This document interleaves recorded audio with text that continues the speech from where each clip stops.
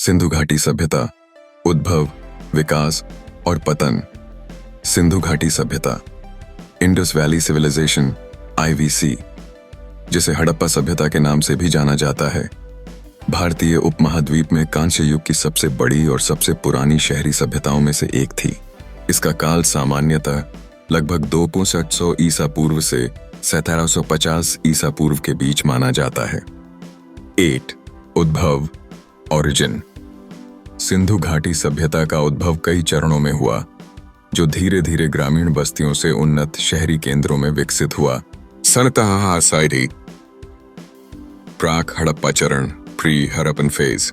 सभ्यता का विकास अचानक नहीं हुआ। इसके मूल मेहरगढ़, बलूचिस्तान जैसी प्रारंभिक कृषक बस्तियों में देखे जा सकते हैं, जहां लोग 7000 ईसा पूर्व के आसपास कृषि और पशुपालन करते थे। ये बस्तियां धीरे धीरे बेहतर प्रौद्योगिकी और संगठनात्मक क्षमता हासिल करती गईं। खोज और पहचान। इस सभ्यता की पहचान 1921 में दयाराम साहनी द्वारा हड़प्पा की खुदाई और 1922 में राखालदास बनर्जी द्वारा मोहनजोदड़ो की खुदाई के बाद हुई। इन खोजों ने साबित कर दिया कि भारत में गंगा घाटी की सभ्यताओं से भी पुरानी और अधिक विकसित सभ्यता मौजूद थी। भौगोलिक विस्तार। यह सभ्यता मुख्य रूप से सिंधु नदी और उसकी सहायक नदियों के किनारे विकसित हुई, लेकिन बाद में इसका विस्तार पश्चिम में बलूचिस्तान से लेकर पूर्व में उत्तर प्रदेश के आलमगीरपुर तक और दक्षिण में महाराष्ट्र के दैमाबाद तक हो गया। 2. विकास और मुख्य विशेषताएं। Development and main features. Sindhu सभ्यता अपने सुनियोजित शहरीकरण, उन्नत प्रौद्योगिकी और व्यापारिक कौशल के लिए प्रसिद्ध है। नगर नियोजन, टाउन प्लानिंग। यह सिंधु सभ्यता की सबसे बड़ी विशेषता थी। ग्रिड प्रणाली, ग्रिड सिस्टम। अधिकांश शहर एक ग्रिड पैटर्न पर आधारित थे, जहां सड़कें एक दूसरे को समकोण पर काटती थीं और शहर आयताकार खंडों में विभाजित था। 2 भाग। प्रत्येक शहर 2 मुख्य भागों में बंटा होता था। गढ़, सिटाडेल। पश्चिमी भाग में स्थित यह ऊंचा और छोटा होता था। यहाँ संभवतः प्रशासनिक और सार्वजनिक भवन होते थे। निचला शहर, लोअर टाउन। पूर्वी भाग में स्थित यह बड़ा और नीचा होता था, जहाँ सामान्य नागरिक रहते थे। ईंटों का उपयोग। भवन निर्माण में मुख्य रूप से पक्की ईंटों का उपयोग होता था, जो मानकीकृत आकार की होती थीं, जैसे 4 दोगी ईंट का अनुपात। ब. जल निकासी व्यवस्था, ड्रेनेज सिस्टम। यह व्यवस्था उस समय की दुनिया में अद्वितीय थी। घरों के छोटे नालों को सड़क के बड़े नालों से जोड़ा जाता था। बस यह थी।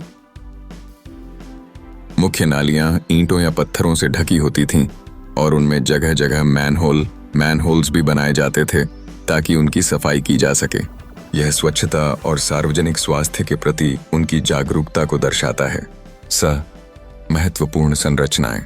विशाल स्नानागार, ग्रेट बाथ। मोहनजोदड़ो में मिला यह धार्मिक अनुष्ठानों के लिए उपयोग होने वाला एक बड़ा जलाशय था। इसमें उतरने के लिए सीढ़ियां थीं और इसके किनारे चेंजिंग रूम बने थे। अन्न भंडार, ग्रैनरीज। हड़प्पा और मोहनजोदड़ो में बड़े अन्न भंडार मिले हैं, जो यह दर्शाते हैं कि कृषि अधिशेष सरप्लस होता था और उसका भंडारण किया जाता था। आर्थिक जीवन। कृषि। प्रमुख फसलें गेहूं, जौ, राई, मटर थीं।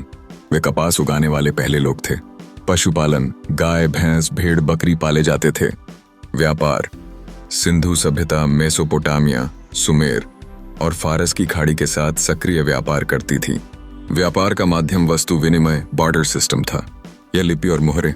लिपि उनकी एक चित्रात्मक लिपि, पिक्टोग्राफिक स्क्रिप्ट थी, जो अभी तक पढ़ी नहीं जा सकी है। इसे मुख्य रूप से दाईं से बाईं ओर लिखा जाता था। मुहरें, सील्स। टेराकोटा या स्टीएटाइट से बनी मुहरें सबसे विशिष्ट कलाकृतियां हैं। इन पर एक सींग वाले जानवर, यूनिकॉर्न, बैल, हाथी और एक योगी, पशुपति महादेव की आकृतियां मिली हैं, जो उनके धार्मिक विश्वासों को दर्शाती हैं। 3. पतन के कारण निश्चित रूप से ज्ञात नहीं है, लेकिन विद्वानों ने कई संभावित सिद्धांतों पर विचार किया है। या सिद्धांत, थ्योरी, विवरण।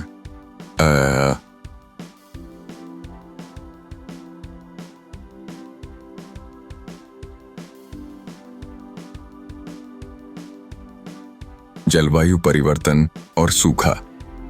एक प्रमुख सिद्धांत यह है कि इस क्षेत्र में लंबे समय तक सूखा पड़ा, जिससे घग्गर हकरा जैसी महत्वपूर्ण नदियां सूख गईं।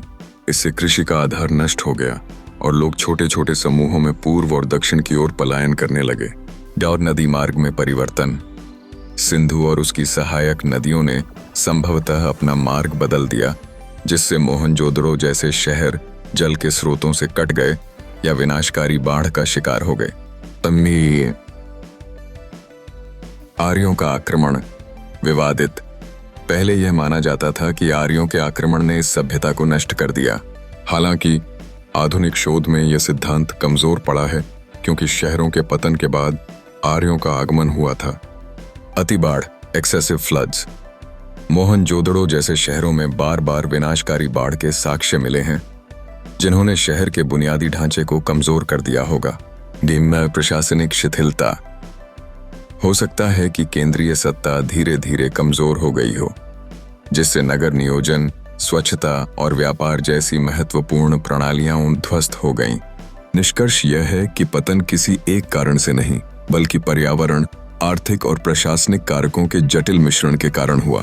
सभ्यता समाप्त हुई, लेकिन उसका प्रभाव, जैसे कि कुछ धार्मिक परंपराएं, कृषि पद्धतियां और शहरी नियोजन के विचार, बाद की भारतीय संस्कृति में जीवित रहे।